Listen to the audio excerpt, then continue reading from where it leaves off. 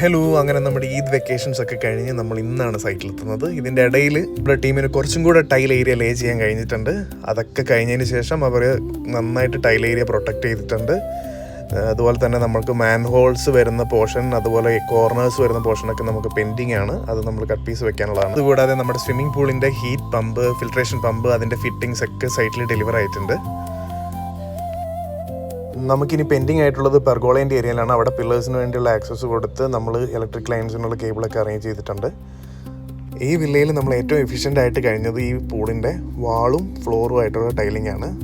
ഇനി നമുക്ക് ഇച്ചിരി ടാസ്ക് ആയിട്ടുള്ളത് ഈ സ്റ്റെപ്പിംഗ് പോർഷനാണ്. ഇതിൻ്റെ കോർണർ പോർഷൻ നിങ്ങൾ ശ്രദ്ധിച്ചാൽ മനസ്സിലാവും, നമ്മളൊരു ആംഗിൾ വെച്ചിട്ടാണ് ഇത് സെറ്റ് ചെയ്യുന്നത്. അതുകൊണ്ട് തന്നെ കോർണറിൻ്റെ ഷാർപ്നെസ് ഒഴിവാവും. പിന്നെ നമ്മൾ പൂൾ യൂസ് ചെയ്യുമ്പോൾ നമുക്ക് റിസ്ക്കും കുറഞ്ഞിരിക്കും.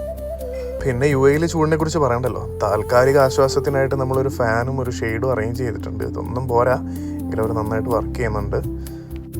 ഇവിടെയാണ് നമ്മുടെ സ്വിമ്മിംഗ് പൂളിൻ്റെ പമ്പ് റൂം വരുന്നത്. ഇതിൻ്റെ അടിയിലാണ്. ഏകദേശം പ്ലംബിംഗ് വർക്കും പൈപ്പ്സൊക്കെ നമ്മൾ കണക്ട് ചെയ്തിട്ടുണ്ട്.